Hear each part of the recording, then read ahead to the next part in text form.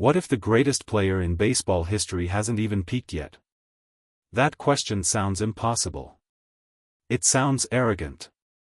But when you look at what happened in the first week of spring training 2025, the moment Shohei Ohtani stepped back onto the mound for the first time as a Dodger, stood 60 feet and 6 inches from home plate, and fired a 188 km fastball right past Mike Trout like it was nothing, even the most skeptical voices in the game went silent.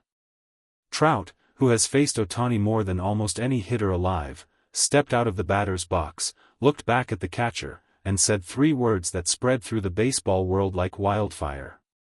He's different now. Not better. Not sharper. Different. That single word choice tells you everything. Because better implies improvement on a known scale. Different implies something that cannot be measured with the old ruler. And that is exactly what Shohei Ohtani has become entering 2025, something the sport has never seen, measured, or prepared for. So today, we go behind that 188 km pitch. We go behind the reunion with Trout. We go deep into the reasons why Ohtani's evolution isn't just continuing, it is accelerating. And why, according to people who have watched him up close, the most frightening reality about Shohei Ohtani is not what he has done. It's what he is still becoming. Spring training reunions happen every year. Veterans shake hands, rookies try not to stare, and the cameras capture it all for content. But when Mike Trout and Shohei Ohtani shared the same field again in 2025, this time wearing different uniforms, facing each other as opponents for the first time in what felt like a lifetime, something was different about the energy in the air. These two men spent nearly a decade as teammates on the Angels. They ate together, traveled together, lost together. Trout watched Ohtani evolve from a fascinating experiment into a legitimate two-way star. He saw the early struggles, the Tommy John recovery, the long hours in the training room nobody talks about. He knows Ohtani's mechanics the way a brother knows the other's handwriting. So when Trout stepped in against him during that spring training session and watched a 188 km fastball cut through the strike zone with a precision and late movement he hadn't seen before, his reaction wasn't just surprise. It was recognition. He recognized that the person throwing that ball was no longer the same Ohtani he had stood beside in the Angels' dugout. The body was the same. The number was different. But the intent, the focused, calculated, cold-blooded intent behind every pitch, that had transformed entirely. Scouts sitting behind home plate that day reported a noticeable change in Ohtani's release point.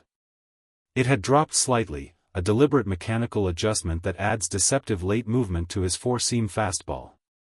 His arm path was cleaner. His hip rotation was faster. And the velocity? Not only was it back after Tommy John surgery. It was higher than his pre-surgery peak. The whispers in the press box that day were unanimous, something serious had happened to Shohei Ohtani over the offseason. Something that goes beyond normal preparation. To understand Ohtani's transformation, you have to understand what joining the Los Angeles Dodgers actually means. This is not just a change of uniform. This is a change of operating system.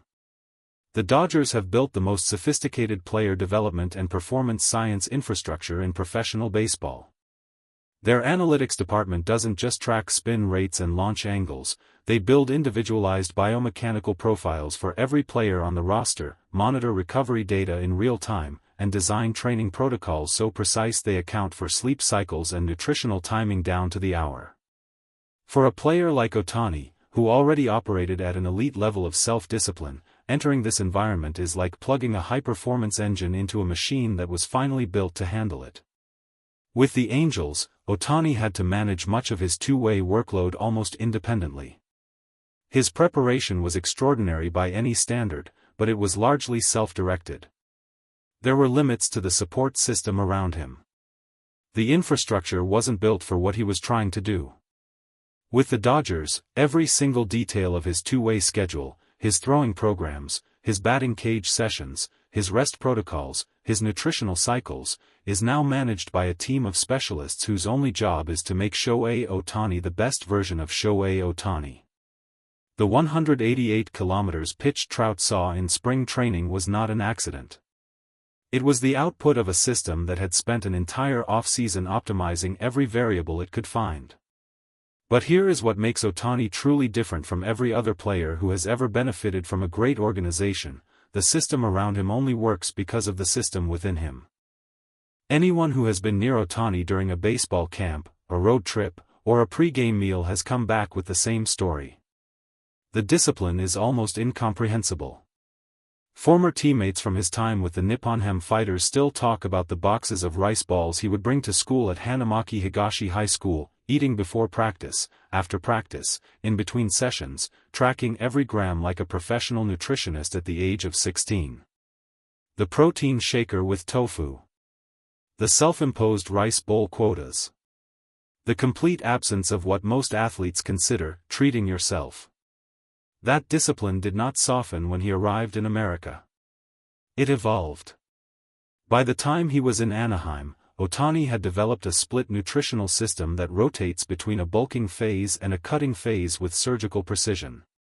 The bulking configuration loads carbohydrates, rice, pasta, complex grains, to fuel muscle growth and body weight targets. The cutting configuration strips back carbohydrates entirely, replacing them with leafy vegetables, high-protein fish, eggs, and lean meats to reduce body fat percentage while preserving muscle mass. It is not a diet. It is a biological management program, and it has been running continuously since high school. When new Dodger teammates first sat with Ohtani in the cafeteria, the reactions were predictable. Admiration. Confusion. Failed imitation attempts. Several players reportedly tried to mirror his pre-game meal routine: the large bowl of rice, the boiled eggs, the broccoli stacked on the tray, and abandoned the effort within days. Because it's not just about what he eats. It's about why he eats it. For Ohtani, food is not pleasure. It is not reward. It is fuel management. And that mindset, the mindset of treating your body as a precision instrument rather than a comfort mechanism, is the foundation that every other element of his evolution is built upon. Statistics tell you what Ohtani does. They do not tell you how he thinks. People who spent extended time around him during the 2023 WBC, the tournament where Japan won the championship and Ohtani famously struck out Trout to end it, came back with observations that went far beyond his box score numbers. In a locker room full of elite professionals, Ohtani was described as almost eerily calm. Not cold, warm, actually. He joked with younger players. He sat with teammates during meals and genuinely listened. He was, by all accounts, completely present in every moment of the tournament. But underneath that warmth, there was a stillness. A settled quality that even veteran players found striking. While others felt the weight of representing Japan, felt the pressure of the crowd and the cameras and the expectations, Ohtani appeared to experience it all from a place of deep internal quiet. This is not an accident of personality. It is the product of deliberate mental architecture. Ohtani has spoken carefully over the years about the process of separating identity from performance. He does not define himself by at-bats or pitch counts. He defines himself by preparation and process. What happens between the lines is the output. The input, the nutrition, the sleep, the mechanical work, the mental preparation, is where his attention lives. This is why the 188 kilometers pitch happened. Not because of talent. Because of 10,000 small decisions, made correctly, over a very long period of time. Mike Trout has faced the best pitchers on the planet for over a decade. He has stood in against Max Scherzer in his prime. Against Jacob deGrom when he was unhittable. Against closers throwing 100 miles per hour in the ninth inning of playoff games. And yet, after that spring training session in 2025, Trout said something he has never said about any pitcher he has ever faced. "I don't know where to look anymore." That one sentence reveals everything about what Ohtani has become as a pitcher in 2025. It's not just the velocity. Hitters can adjust to velocity. It's not just the movement. Elite hitters read movement every day. What Trout was describing is something far more unsettling for opposing batters, the complete unpredictability of a pitcher who has now mastered every weapon in his arsenal and deploys them with cold, calculated randomness. The 188 km fastball is dangerous on its own. But it becomes truly unfair when it follows a 142 km sweeper that breaks 8 inches off the plate. Or a splitter that dives out of the strike zone at the last possible moment. Or a slow curve that resets the hitter's timing entirely. Trout spent nearly a decade studying Ohtani as a teammate. He knew his tendencies. He knew his patterns. He knew which pitch was coming in which count better than almost any hitter alive. And in that spring training session, none of that knowledge helped him. Because the pitcher standing on that mound in 2025 was not the same Ohtani that Trout had filed away in his memory. The repertoire was the same. The delivery looked familiar.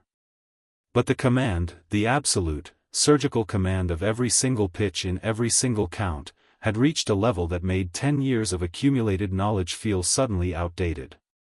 That is what "he's different now" really means. It means that even the person who knows Ohtani best in the world had to start learning him all over again. And if Mike Trout has to relearn Shohei Ohtani in 2025, what chance does the rest of the league have? So when Mike Trout stepped out of the batter's box in spring training 2025, looked back, and said, "He's different now," he wasn't just commenting on a faster fastball. He was acknowledging something rare. Something that happens maybe once in a generation of sport. He was watching a person who has refused, at every stage of extraordinary success, to stop evolving. The 188 km pitch is a number. The reunion with Trout is a moment. But the reason Shohei Ohtani's evolution is unstoppable is not found in either of those things. It is found in a high school boy packing rice balls into his bag before practice. In a protein shaker filled with tofu and quiet determination. In a winter morning somewhere in Arizona, long before anyone is watching, where the work gets done anyway, because the work is not the price of greatness. For Ohtani, the work is the greatness. And that is why 2025 will not be his peak. It will simply be the next chapter of something that has no final page.